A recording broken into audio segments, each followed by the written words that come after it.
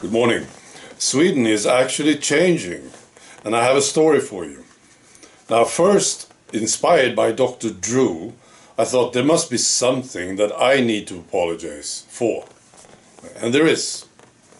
Today, I want to apologize to all you people who willingly, happily drank the tea. I have been calling you very, very bad names, and I apologize. See, this is what happened. The big pharma, and the authorities, and the governments, they came with this tea. And they said, you need to drink this tea. It's safe, it's effective, it's never been tried before. It's actually an experiment, and you drank it. Right. Now, when I heard about it, I said, no way. I will not touch this tea. And then later I found out what it was, and I understood I had made the correct decision. And then I thought about you guys. I thought, they just drank it. And I thought, these people are idiots. And I called you names. Right? And I apologize. You see, secretly, I admire you people. You just do what you are told. It's fantastic. It's very cool, isn't it? So these people, Big Pharma and the authorities, they come with this thing, and you say, well, they know best. I don't need to look into this. No. This is so cool. Right. And they said, well, you need to take more of it. It turns out it wasn't very effective, so you need to take more of it. And you did.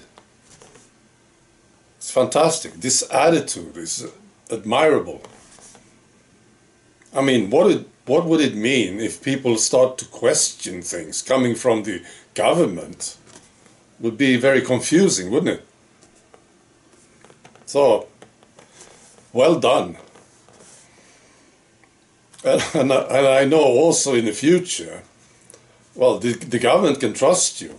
See, next time, when the next thing comes, maybe a flu or something, they will say, well, now we have this milk. You need to drink this milk.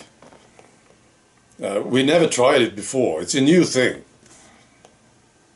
But you need to drink it. It's perfectly fine, you know. And while you drink it, we may need to give you some electric shocks. This will improve the effect. And maybe we will have to hit you over your kneecaps with a sledgehammer while you are drinking the milk. Right? And people like me, who are a bit suspicious, we will say, no, I will pass on this one. But you will do it, won't you? Well, that was my apology. It was good, wasn't it? I may call you names also in the future. I will apologize again. All right. So this is the story from Sweden. Yes, we have a new government, right? It's much, much better than the old one. The old one was left-wing, socialist and green, right? This one is much, much better. It's still a globalist government. It's really a bad government, it is. But it's much better. And we see some changes, right? And this is one of them. The migration agency director is leaving. He wanted to stay, but the government said, no, you can't stay. His name is Mikael Ribbenvik. So he's leaving in May. Okay. Now this guy is quite well known here in Sweden for a few things. One of them is this. When people started coming to Sweden from Syria, this guy said, okay, anyone coming from Syria is welcome to Sweden. You can stay here. We don't care, really, what you did or who you are. If you're from Syria, you can stay. And we will give you lots of money. That's what he said. So, of course, people in Syria, they thought, well, that's good. Let's go to Sweden. You know? So a lot of people came to Sweden.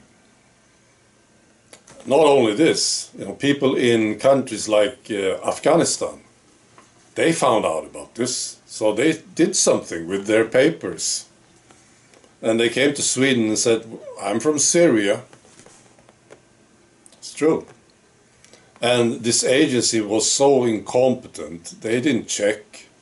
They said, okay, you're from Syria, come in, welcome. You can stay here. Here's a lot of money for you. You know? So a lot of people came, of course. Another thing that he's known for is the agency in itself. You see, they hired mainly lefties in this agency. So this agency was packed with lefties. And there was a resistance to deportations in this agency. Sometimes the court said, well, this guy, he's so bad, he's such a criminal, we need to deport him. That's what the courts said, you know. And this resistance within the agency sort of stopped it, you know, in many cases. And they worked together with media and left-wing groups in Sweden. So when there was a deportation, media and these groups, they got to know about it. And there were big protests and they wrote about it in media, right? So the agency was attacked. Wow.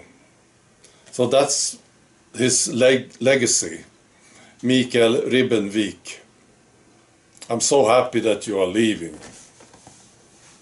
And this is the new government, see.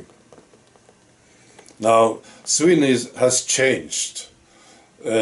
Sweden does not look the same today, of course. You know this. It's very different from 20 years ago. And but one thing that I think people forget is that the old Swedes, they are still here. Absolutely.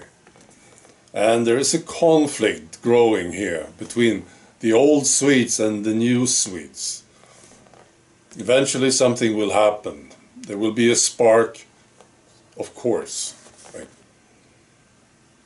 So it's sort of too late, right? But now we have a change at least. So I'm curious to see what's going to happen to this country. What it looks like now is that the towns are deteriorating, the cities, the big cities, right? And the country is different. The difference is getting bigger, you see, between the country and the cities. In attitude, in how people behave, how they value things, you see, very different. All right, be good.